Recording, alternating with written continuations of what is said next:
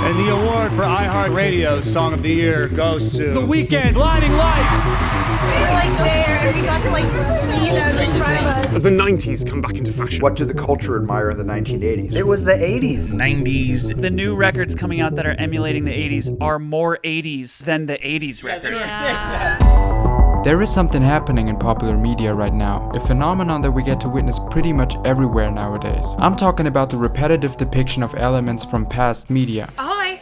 We see these vintage camera filters in pretty much every music video nowadays. We got the return of synth and 80s pop, and there is an enormous amount of reboots and remakes in the film industry, bringing old franchises back to the big screen. It seems like what we are mostly doing with our modern technology is recycling concepts from past decades. Is it only because everything from back in the days looks kinda cool and that's it? Or is our past actually haunting us? We knew the world would not be the same. Our future will be determined. It will be as the community of tomorrow. Never be complete without the past.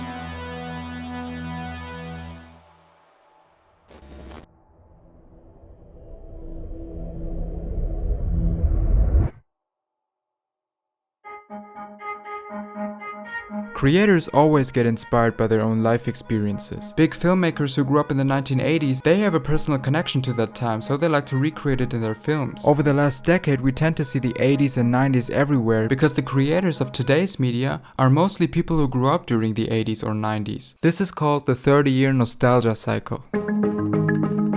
The 30-year nostalgia cycle describes the idea that cultural trends move in patterns, so trends of previous decades will resurface 30 years later. This whole system is moving in a cycle, so every 20 to 30 years a decade is getting its comeback in some way. This is why the 1980s kinda had a thing for the 50s, and right now we are seeing a lot of 90s and still a lot of 80s revivalism. You see, when you are a child, then there is a time when you start developing memories. One of the biggest triggers of nostalgia is when your life takes a turn, when there is some disruption. In these 30 years, there could be many disruptions happening, which could be positive, negative, and so you lose a sense of security in your life. You want something to hold on to. And this is when people start thinking about the good old days. And the good old days can be heard in music as well. Artists like The Weeknd, Bruno Mars, the Arctic Monkeys, and Childish Gambino are perfect examples of imitating typical sounds of past decades. But of course, it's not only about recreating the look or sound of a certain era in history. We often get to see revivalism in forms of comebacks of certain franchises, like sequels and remakes of movies or video games. We're home. We as consumers, we enjoy these revivals not only individually, but instead we're getting hyped and consume all of this as a community.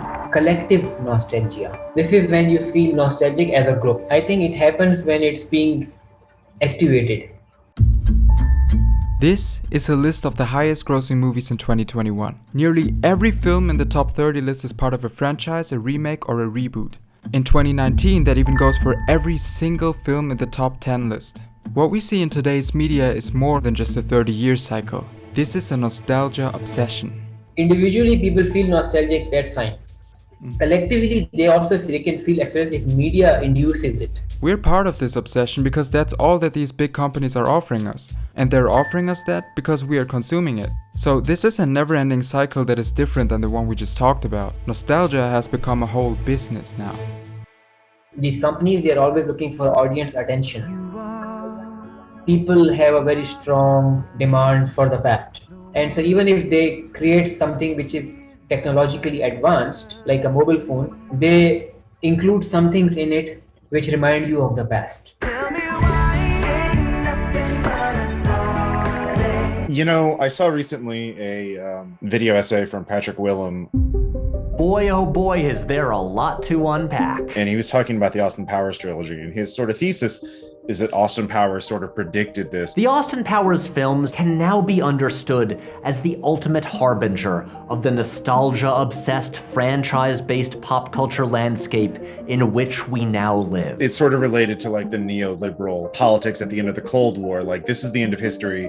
This is the way things are and will be for the rest of time. They're sort of emphasizing this more and more, you know, the status quo. Things are going to stay the same forever, because that's a deeply appealing idea to the people who make media. Are you going to play Obi-Wan Kenobi again? Yes. Maybe they could have time. time to talk about the Fantastic Four. What excited you most about returning to Spider-Man franchise? All returning in the highly anticipated Ghostbusters Afterlife. You're in the Flash. You are in the back as Batman. And producers and companies want to emphasize this because they don't want you to think about change. They continue to promote products from these 30 years time period because they know it's going to hit you. I remember this. The Disney monopoly, right? That's all your Marvel movies. It's all your Star Wars movies. There's always like a 30-ish year nostalgia cycle, but I think it's definitely just accelerated now. What if I tell you that this was only the tip of the iceberg? That media is not only moving in a cycle, but that our pop culture is actually captured in a never-ending loop? What exactly is so haunting about the past, and what is it doing to millennials and Generation Z? There is still more to explore. My name is Didi Kayling, and I see you on the next episode.